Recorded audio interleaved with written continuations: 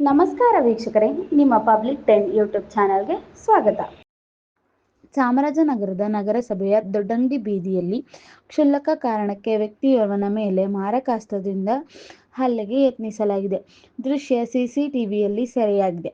ಹಣಕಾಸಿನ ವಿಚಾರಕ್ಕೆ ದೀಪು ಎಂಬ ವ್ಯಕ್ತಿ ಕೃಷ್ಣಮೂರ್ತಿಯವರಿಗೆ ಅವಾಚ್ಯ ಶಬ್ದಗಳಿಂದ ನಿಂದಿಸಿ ತಲವಾರಿನಿಂದ ಹಲ್ಲೆಗೆ ಯತ್ನಿಸಿದ್ದಾನೆ. ಈ ವೇಳೆ ಕೃಷ್ಣಮೂರ್ತಿಯವರ ಕೈ ಬೆರಳಿಗೆ ತಲವಾರು ತಗುಲಿ ಗಾಯಗಳಾಗಿವೆ. ಈ ಸಂದರ್ಭದಲ್ಲಿ ಅಕ್ಕಪಕ್ಕದಲ್ಲಿದ್ದವರು ಹಲ್ಲೆ ತಡೆದಿದ್ದಾರೆ.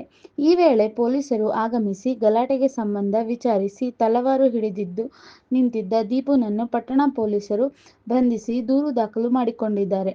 ಮುಂದಿನ ಕ್ರಮ ಕೈಗೊಂಡಿದ್ದಾರೆ.